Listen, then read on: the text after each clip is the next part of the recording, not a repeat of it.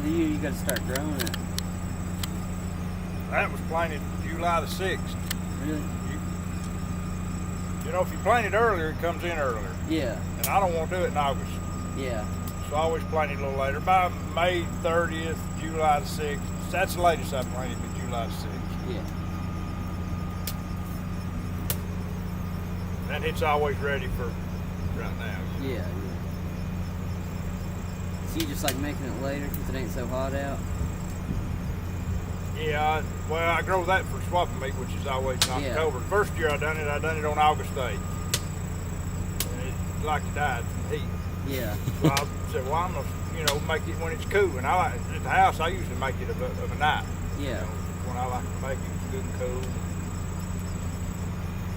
So is this the first batch you made this year? Yeah. That's cool. Yeah, and like I say, I didn't know we was even going to make this because there's always stuff going on. Yeah. I guess this is pandemic sorghum. Yeah, I guess so.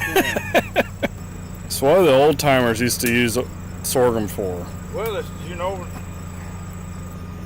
you had people back in the mountains and stuff that couldn't get no sugar. Right. So this was their sugar, Makes sense. They made, gingerbread, that's the main ingredient for gingerbread. They'd pour it over biscuits and cornbread. I'm sure they used it to make homebrew beer and everything with. But anything that they needed sugar, they used it or honey.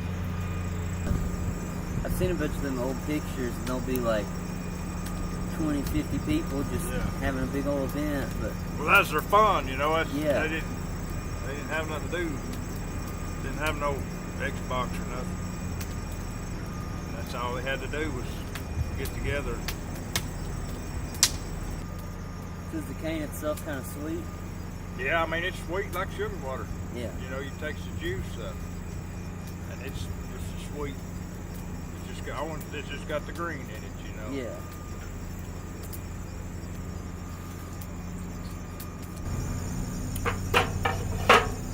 See, this stuff here is all them impurities on it.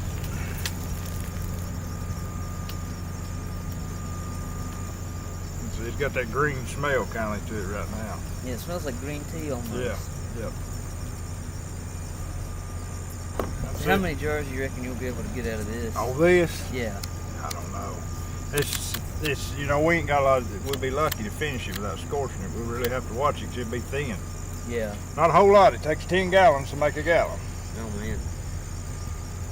So who'd you learn how to make sorghum from? Trial and error. Oh, yeah? Taking a little bit of what these old people said here and what they said there, and some of it worked, some of it didn't. And when you don't make but a couple batches a year, it's hard to perfect it. Yeah. If I made 30 batches a year, you could get it right down, Yeah. So every batch is different. There's no two batches the same because, well, you might use a different wood this time. It cooks it different or something other. Fire is one of the important things to it. You got to have a good fire. Keep it boiling. If you don't want to kill the boil too much. Yeah. You don't want to boil it too hard. Just a good steady boil. Because if you boil it too hard, that green just keeps mixing in. Yeah. Finally, it stays in it. And actually have something if somebody sat down and took time to make. Yeah. I mean, it's a big deal to them is what I figure, That's how I see it in my mind. Because everything they get store-bought and processed. Yeah, because I've had some of that store-bought sorghum before. Man, it sucks. It ain't that good. But to get something somebody actually sat down and took time to, put effort into. Yeah. I made myself. Yeah. You can't buy this stuff no more. Yeah. I mean, you could buy a stainless steel pan, but it would cost you. Way too much. That's made out of scrap stainless. Yeah. It was going to be thrown away. It ain't perfect. Would you want it perfect? Yeah. You know what I mean?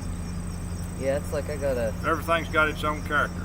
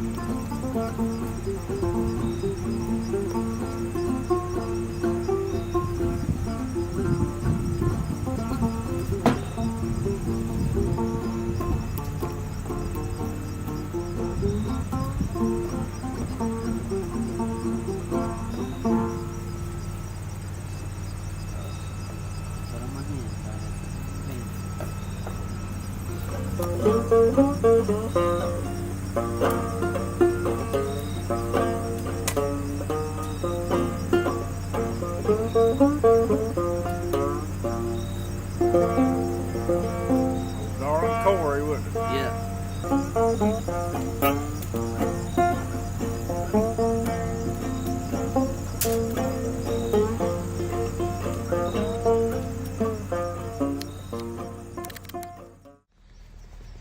My name's Gary Branson. I live in Harlan, lived here my whole life, and this will make the 12th year that I've been making sorghum, make the 11th year for the college, and I do 3 or 4 programs a year. I do this one, and we make it at the settlement school and over at Redbird, and then I have 2 or 3 stir-offs of my own at my home, and I just like to do this because nobody does it anymore. I mean, there's more people now doing it than there was when I started.